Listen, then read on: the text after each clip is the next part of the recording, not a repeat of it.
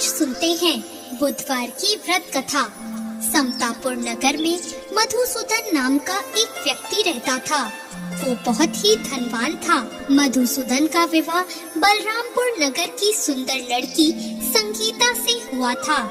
एक बार मधुसूदन अपनी पत्नी संगीता को लेने बुधवार के दिन बलरामपुर गया। मधुसूदन ने अपनी पत्नी के माता पिता से कहा कि बेटी को विदा कर दो। माता पिता ने कहा, बेटा आज बुधवार है, बुधवार को किसी भी कार्य के लिए यात्रा नहीं करते।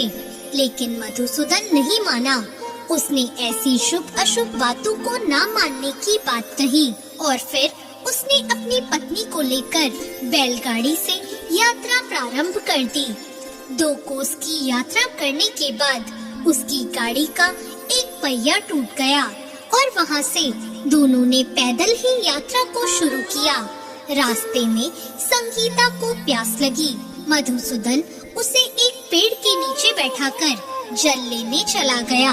थोड़ी देर बाद जब मधुसूदन कहीं से जल लेकर वापस आया तो वो बहुत हैरान हो गया, क्योंकि उसकी पत्नी के पास उसकी ही शक्ल सूरत का एक दूसरा व्यक्ति बैठा था।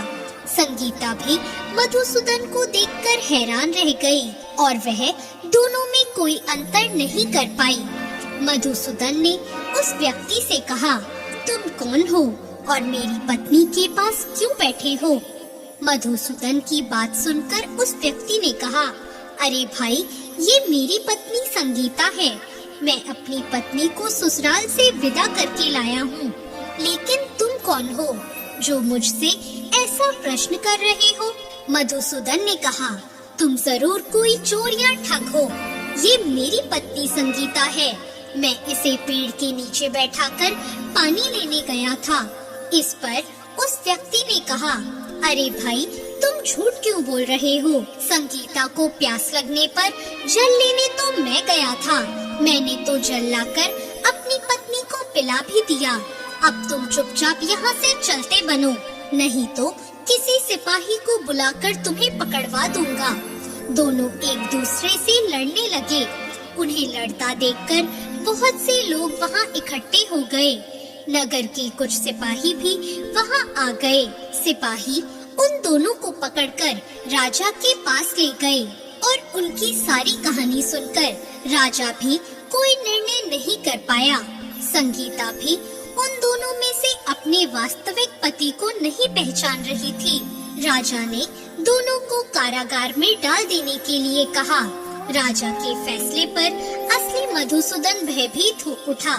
तभी आकाशवाणी हुई, मधुसूदन, तूने संगीता के माता पिता की बात नहीं मानी और बुधवार के दिन अपनी पत्नी को अपने ससुराल से लेकर घर की ओर प्रस्थान किया। यह सब भगवान बुद्ध देव का प्रकोप है। मधुसूदन ने भगवान बुद्ध देव से प्रार्थना की कि हे भगवान, मुझे क्षमा कर दीजिए। मुझसे बहुत बड़ी गलती हुई है। भविष्य में मैं कभी ऐसा नहीं करूँगा। मधुसूदन के प्रार्थना करने से भगवान बुद्ध देव ने उसे क्षमा कर दिया और तभी दूसरा व्यक्ति राजा के सामने से गायब हो गया। राजा और दूसरे लोग इस चमत्कार को देखकर हैरान रह गए। भगवान बुद्ध देव की इस अनुकंपा से राजा ने मधुसूदन और उसकी पत्नी को सम्मान पूर्वक विदा किया। दोनों समतापुर की ओर चल दिए। मधुसूदन और उसकी पत्नी दोनों बुधवार को व्रत करते हुए आनंद पूर्वक अपना जीवन बिताने लगे और इसी तरह भगवान बुद्ध देव की कृपा से उनके यहाँ खुशियाँ बरसने लगी।